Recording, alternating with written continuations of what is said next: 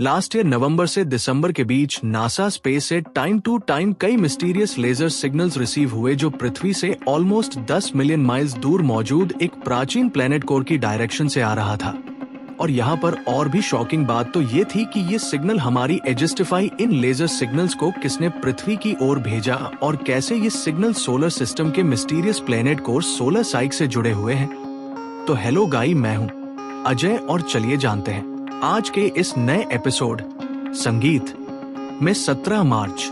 संगीत 18521 2880 किमी चौड़े और 232 किलोमीटर लंबे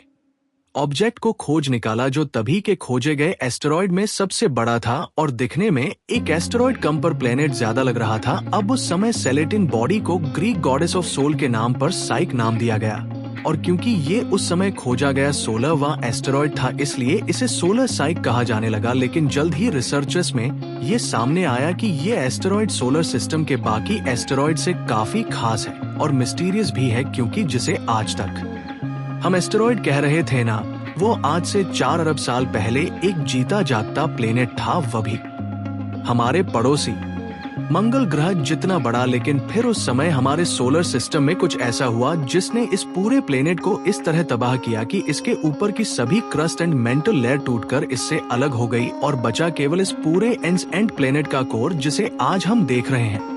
जो ऑलमोस्ट 95 पर निकेल एंड आयरन जैसे प्योर मेटल से बना है, जिसके कारण इसका वेट ऑलमोस्ट 200 अरब किलोग्राम्स है। नाउ जस्ट इमेजिन कि अगर हमारी पृथ्वी के साथ कभी ऐसा हो तो क्या होगा। लेकिन आखिर एक मंगल जितने बड़े प्लेनेट की तबाही के पीछे का राज क्या था? सोलर सिस्टम में हुआ कोई मिस्टीरियस इवेंट या फिर इस प्लैनेट पर रहने वाली किसी सिविलाइजेशन के बीच हुई वॉर? देखो, वैज्ञानिकों के मन में भी ये सवाल कई 100 सालों से थे, पर इन सब मिस्ट्रीज का जवाब हमें केवल इस कोर के इंटरनल स्ट्रक्चर पर रिसर्च करने के बाद ही पता चल सकता था। पर हमारे अर्थ बेस्ड ऑब्जर्वेटरीज या अर्थ के ऑर्बिट में घूम रहे टेलीस्कोप से मंगल और जुपिटर के बीच एस्टेरॉयड बेल्ट के बड़े बड़े एस्टेरॉयड से घिरे सोलर साकी पर यह रिसर्च करना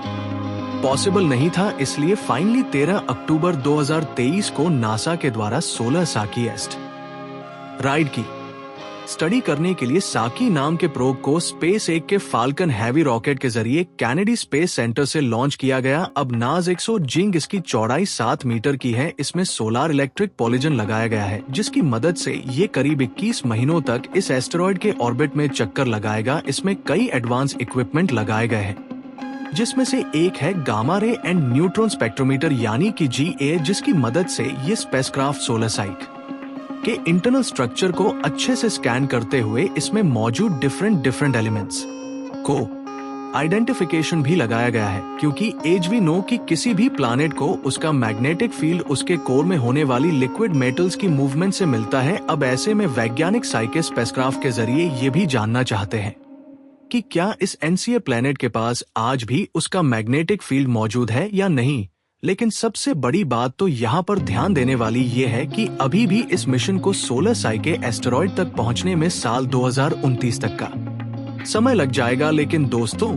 जब ये स्पेसक्राफ्ट अपने सफर के बीच में ही था ना, तभी अर्थ पर एक एडवांस लेजर सिग्नल रिसीव हुआ। एक ऐसा सिग्नल जो इंसानों के सबसे एडवांस डीप स्पेस कम्युनिकेशन से ऑलमोस्ट 10 से 100 गुना ज्यादा फास्टर था। पर आखिर इस सिग्नल को भेजा संगीत किसने? 11 दिसंबर 2023 कैलिफोर्निया जेट प्रोपल्शन लेबोरेटरी यानी कि JPL को अर्थ से ऑलमोस्ट 30 मिलियन किलोमीटर यानी कि अर्थ और चांद की दूरी से 80 गुना ज्यादा दूरी से एक near infrared laser signal receive हुआ। तो JPL में काम कर रहे वैज्ञानिकों के मुताबिक ना, इस सिग्नल की डीप स्पेस से अर्थ तक रिसीव होने में स्पीड ऑलमोस्ट 25 Mbps की थी। ये स्पीड कितनी तेज थी इसका अंदाजा आप इसी बात से लगा सकते हो कि जब JPL ऑब्जर्वेटरी को ये सिग्नल रिसीव हुआ था तो उन्होंने इसे जांच के लिए डायरेक्टली नासा की सदर्न कैलिफोर्निया बेस्ड लेबोरेटरी में इंटरनेट के जरिए भेजा, जिसके इंटरनेट पर भेजे जाने से ज्यादा तेज तो ये डीप स्पेस से अर्थ पर रिसीव हो रहा था। लेकिन शॉकिंगली ये पहली बार नहीं था जब अर्थ पर इस तरह का लेजर सिग्नल रिसीव हुआ था, क्योंकि इससे पहले 14 नवंबर 2023 में इस तरह का सबसे पहला लेजर सिग्नल रिसीव किया गया था, जिसकी receiving speed 62.5 Mbpa, 100 Mbpa and 267 Mbpa तक वरी कर रही थी। एंड इस दौरान भी जो वीनस के ऊपर से फ्लाई बाय किया था उससे टोटल 4 साल के टर्नओवर में भी NASA.com सवाल ये आता है कि आखिर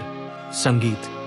कैसे? तो ये सभी लेजर सिग्नल नासा क्राफ्ट में लगाया गया एक advance laser optics communication system के टेस्ट के लिए पृथ्वी पर भेजे गए थे, जिसमें डीप स्पेस में ट्रेवल कर रहे साइक स्पेसक्राफ्ट द्वारा टाइम टू टाइम अर्थ की ओर एक precious laser bandwidth light send की जा रही थी, जिसे रिसीव करने के लिए नासा ने कैलिफोर्निया के माउंटेन्स में मौजूद जेट प्रोपल्सन लेबोरेटरी की फैसिलिटी में एक advance near infrared laser receiver लगाया,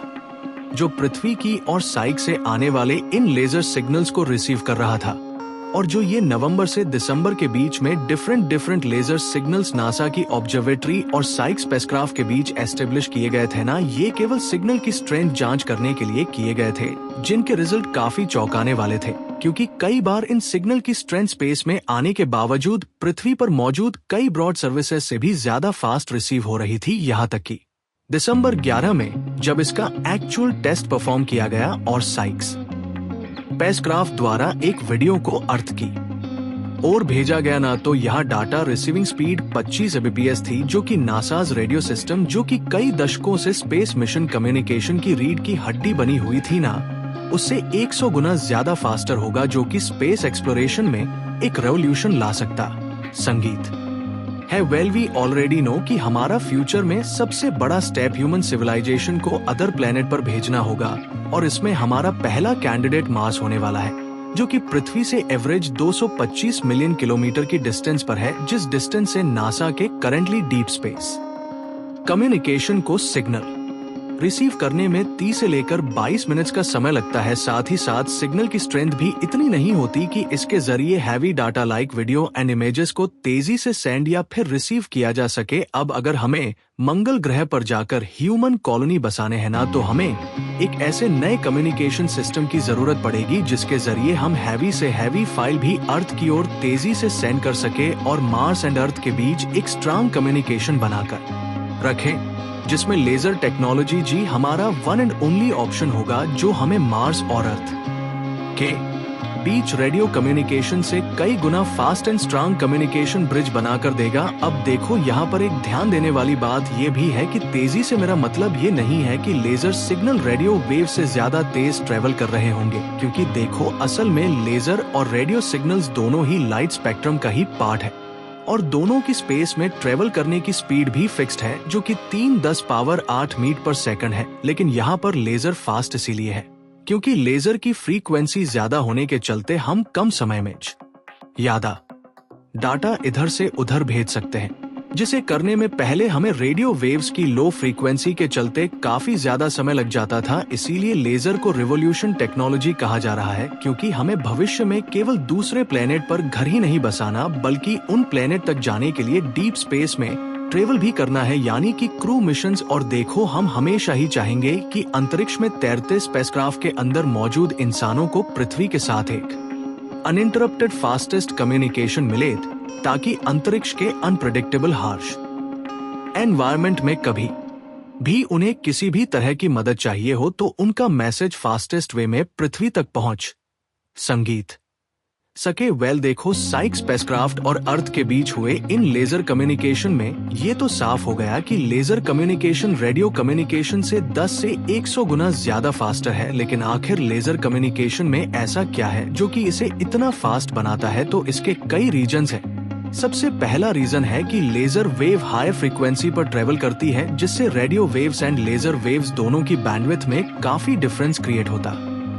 है, जिसके कारण डीप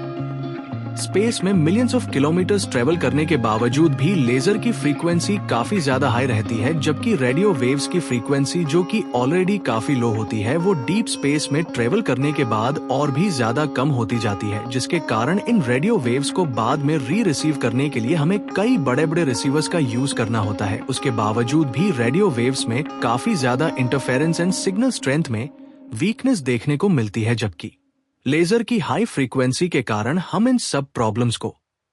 सॉल्व कर लेते हैं, जिससे हम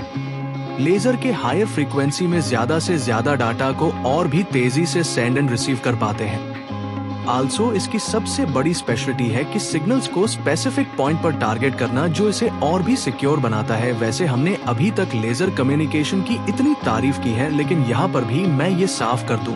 कि लेजर कम्युनिकेशन की कुछ लिमिटेशंस भी हैं। और एज आई सेड बिफोर कि इसमें भी हम लाइट स्पीड से तेज मैसेज नहीं भेज सकते, लेकिन आज की करंट टेक्नोलॉजी में इससे बेहतर और फास्ट कम्युनिकेशन मीडियम और कोई भी अवेलेबल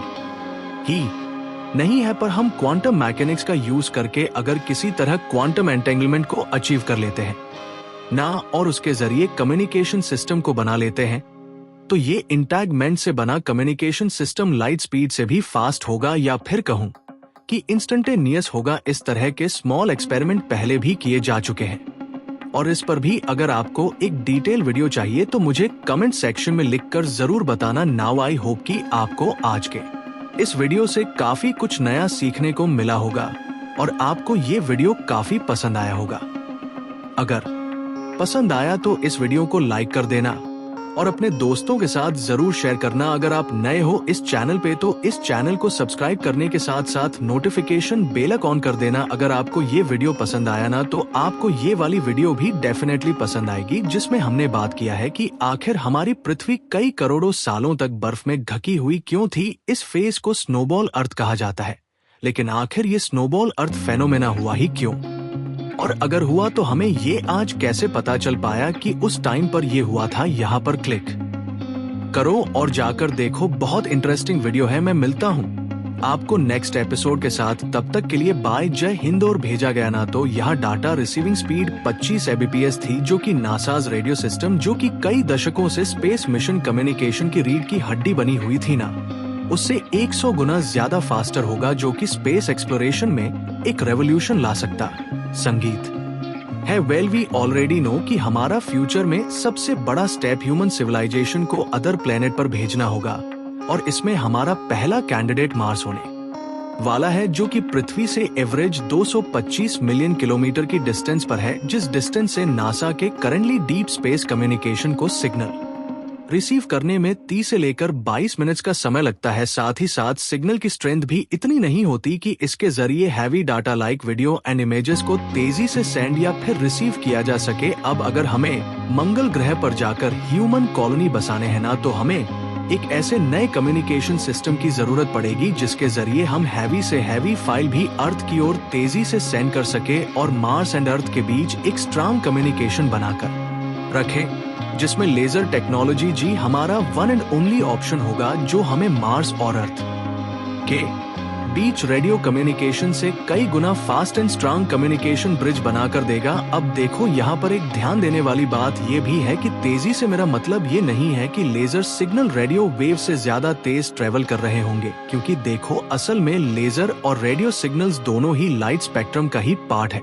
और दोनों की स्पेस में ट्रेवल करने की स्पीड भी फिक्स्ड है, जो कि 3×10⁸ मीटर पर सेकंड है। लेकिन यहाँ पर लेजर फास्ट इसीलिए है क्योंकि लेजर की फ्रीक्वेंसी ज्यादा होने के चलते हम कम समय में ज्यादा डाटा इधर से उधर भेज सकते हैं, जिसे करने में पहले हमें रेडियो वेव्स की लो फ्रीक्वेंसी के चलते काफी ज्यादा समय लग जाता था। इसीलिए लेजर को रिवॉल्यूशन टेक्नोलॉजी कहा जा रहा है, क्योंकि हमें भविष्य में केवल दूसरे प्लेनेट पर घर ही नहीं बसाना, बल्कि उन प्लेनेट तक जाने के लिए डीप स्पेस में ट्रेवल भी करना है, यानी कि क्रू मिशंस। और देखो, हम हमेशा ही चाहेंगे कि अंतरिक्ष में तैरते स्पेसक्राफ्ट के अंदर मौजूद इंसानों को पृथ्वी के साथ एक अनइंटरप्टेड फास्टेस्ट कम्युनिकेशन मिले, ताकि अंतरिक्ष के अनप्रेडिक्टेबल हार्श एनवायरनमेंट में कभी भी उन्हें किसी भी तरह की मदद चाहिए हो तो उनका मैसेज फास्टेस्ट वे में पृथ्वी तक पहुंच संगीत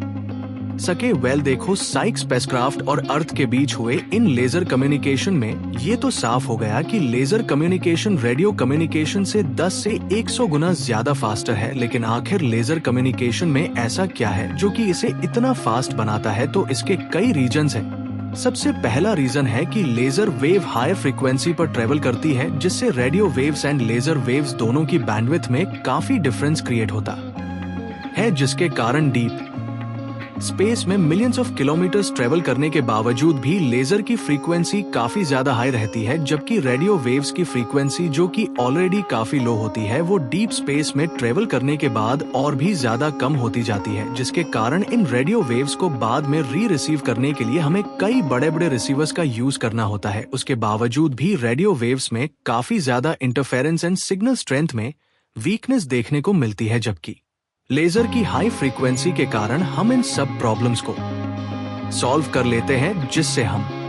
लेजर के हायर फ्रीक्वेंसी में ज्यादा से ज्यादा डाटा को और भी तेजी से सेंड एंड रिसीव कर पाते हैं। आल्सो इसकी सबसे बड़ी स्पेशलिटी है कि सिग्नल्स को स्पेसिफिक पॉइंट पर टारगेट करना, जो इसे और भी सिक्योर बनाता है। वैसे हमने अभी तक लेजर कम्युनिकेशन की इतनी तारीफ की है, लेकिन यहाँ पर भी मैं ये साफ कर दूं कि लेजर कम्युनिकेशन की कुछ लिमिटेशंस भी हैं, और एज आई सेड बिफोर कि इसमें भी हम लाइट स्पीड से तेज मैसेज नहीं भेज सकते, लेकिन आज की करंट टेक्नोलॉजी में इससे बेहतर और फास्ट कम्युनिकेशन मीडियम और कोई भी अवेलेबल ही नहीं है। पर हम क्वांटम मैकेनिक्स का यूज करके अगर किसी तरह क्वांटम एंटेंगलमेंट को अचीव कर लेते हैं ना, और उसके जरिए कम्युनिकेशन सिस्टम को बना लेते हैं, तो ये इंटैगमेंट से बना कम्युनिकेशन सिस्टम लाइट स्पीड से भी फास्ट होगा, या फिर कहूं कि इंस्टेंटेनियस होगा। इस तरह के स्मॉल एक्सपेरिमेंट पहले भी किए जा चुके हैं, और इस पर भी अगर आपको एक डिटेल वीडियो चाहिए तो मुझे कमेंट सेक्शन में लिखकर जरूर बताना। नाउ आई होप कि आपको आज के इस वीडियो से काफी कुछ नया सीखने को मिला होगा और आपको ये वीडियो काफी पसंद आया होगा। अगर पसंद आया तो इस वीडियो को लाइक कर देना और अपने दोस्तों के साथ जरूर शेयर करना। अगर आप नए हो इस चैनल पे तो इस चैनल को सब्सक्राइब करने के साथ साथ नोटिफिकेशन बेल ऑन कर देना। अगर आपको ये वीडियो पसंद आया ना, तो आपको ये वाली वीडियो भी डेफिनेटली पसंद आएगी, जिसमें हमने बात किया है कि आखिर हमारी पृथ्वी कई करोड़ों सालों तक बर्फ में ढकी हुई क्यों थी। इस फेज को स्नोबॉल अर्थ कहा जाता है, लेकिन आखिर ये स्नोबॉल अर्थ फेनोमेना हुआ ही क्यों, और अगर हुआ तो हमें ये आज कैसे पता चल पाया कि उस टाइम पर ये हुआ था। यहाँ पर क्लिक करो और जाकर देखो, बहुत इंटरेस्टिंग वीडियो है। मैं मिलता हूँ आपको नेक्स्ट एपिसोड के साथ, तब तक के लिए बाय, जय हिंद।